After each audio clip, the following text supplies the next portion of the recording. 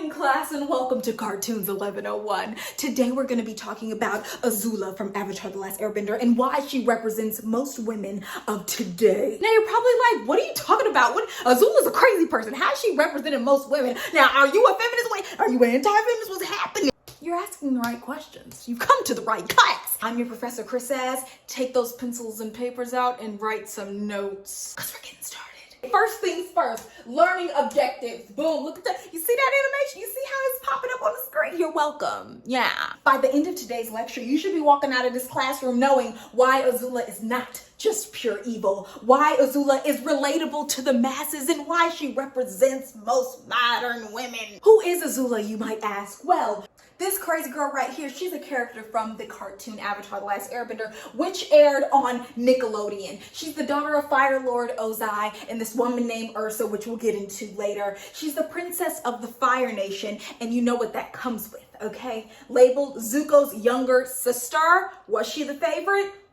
She's labeled as one of the villains in Avatar: The Last Airbender as she actively attempts to kill the Avatar. Her ultimate motive is to lead the Fire Nation to take over the world, in turn making her father proud. Father, what? Her father, Fire Lord Ozai. Let's get into that, because she has daddy issues. A lot of people don't know that, but if you look psychologically, she has daddy issues. And what does that mean? Well, you know, the general joke is that most women have daddy issues, which is why they pick the bad boy. So does Azula have daddy issues?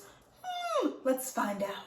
Bam! Daddy Fire Lord Ozai. That's her father. This man right here, yeah, ill, crazy. I mean, he do be looking kind of good. I mean, look at the muscles. Focus! You're supposed to be taking notes. See, this is why you don't come to class. I know you don't come to class, and I'm gonna dock you on attendance. Ozai was the ruler of the Fire Nation during the final years of the 100-Year War. So we know that, judging from this in the picture, he was very much so tough guy. He is the main villain in Avatar: The Last Airbender, as he is actively trying to kill the Avatar, using his favorite child to do so. Azula was his favorite child. Roll the clip! Crisp in minutes.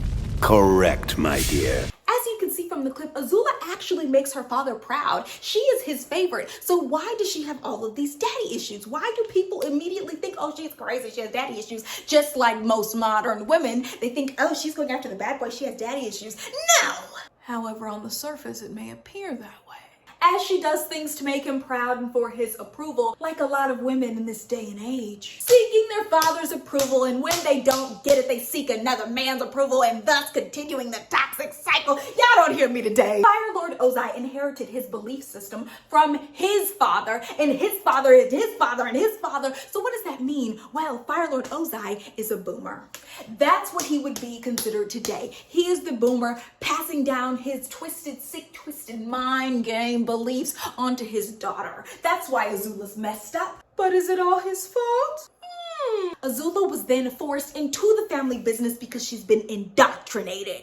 And like most women who are perceived to have daddy issues, that's actually not the case. He plays a secondary role in why she is the way that she is. The real culprit is her mommy issues. A lot of women don't know they have mommy issues, but they do. They think they're daddy issues, but they're really mommy issues. Let's get into it. According to simple psychology, because you know I had to pull out the works cited, mommy issues in women refer to emotional challenges or behavioral patterns stemming from a complex or troubled relationship with their mother. Can have a significant impact on her as a child, as well as in her adult life and relationships. What does this mean? Well, let me tell you. Let's look at Azula's relationships. Wait. She doesn't have any. She has a sick, twisted relationship with her brother where she's jealous of him because he was his mommy's favorite. But oh no, she wanted to be her mommy's favorite. She was constantly trying to one-up him, but her mommy never wanted her like she wanted Zuko. So then she turned to despise her mommy, and she wanted to prove her mommy wrong. So then she relies on her daddy issues. Let me go back, because y'all not hearing me. She relies on her daddy issues because she needs to overturn her mommy. So she goes to the other parent and desperately seeks its approval because she's like, I don't need my mommy. Bump her. She didn't like me. I don't like her. But her mommy issues is the reason why she doesn't have any stable relationships in Avatar: The Last Airbender. All her friends are employees. Kylie, May, she turns on all of them. Why? To fuel this sick, twisted agenda to overturn her mother, who she abhors. Her mother's name was Ursa, by the way. She married Fire Lord Ozai out of duty to fulfill a prophecy to create a powerful bloodline. Now, as we know, the Fire Nation is all about power. They want to take over the whole world. Bossing say everybody. Power runs in the family. Power is why she was procreated, okay? Their whole bloodline stems from power. So she's already biologically sick, twisted in the head. And once again, her mother favored Zuko. Who was the last child she visited and spoke to before she left the Fire Nation? Zuko. Mind you, she seemingly ran away, which messes them up psychologically. Like, why did my mom abandon us? Yeah, Azula has abandonment issues. Yes. However, their mother was technically banished by the Fire Lord.